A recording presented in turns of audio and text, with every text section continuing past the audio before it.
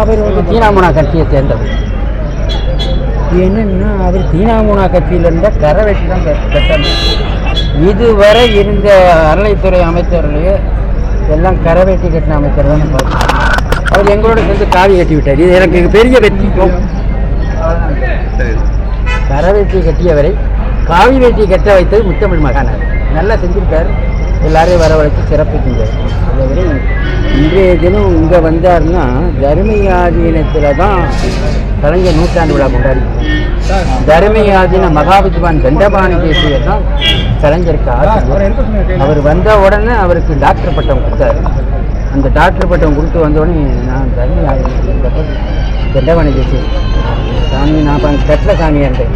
எனக்கு அதை கண்பாடு உடனே அந்த இதை எடுத்துட்டேன். சாமி எனக்கு டாக்டர் அது சன்னியானுக்கு ஆசீர்வாதம்.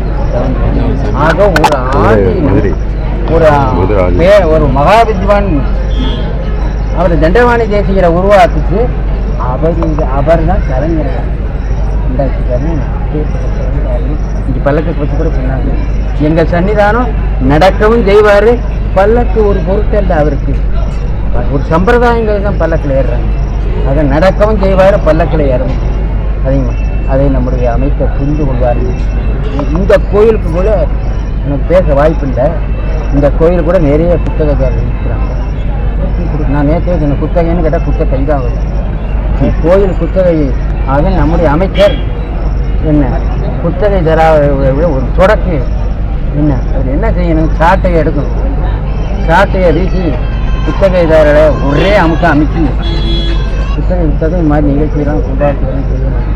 தனிப்பட்ட முறையில் அவர் செய்தாலும் இந்த கோயிலுக்கு வழிபாடு நடக்கணும்ல, அதுக்கு என்ன செய்யணும், குத்தகைதாரர்கிட்ட கேட்கணும்.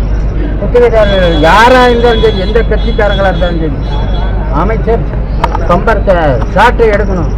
அது என்ன சாட்டைன்னா சட்டம் என்ற சாட்டை எடுத்து ஒரு சுழற்சி அந்த குத்தகையை அதை செஞ்சாருன்னா நம்ம சேகர் பாபுவானவர் நம் பாபுவாக இருப்பாருன்னு சொல்லி. ஆன்மீக பணியில் தமிழ்நாடு அரசு எப்படி இருக்கு அதெல்லாம் கேட்காது.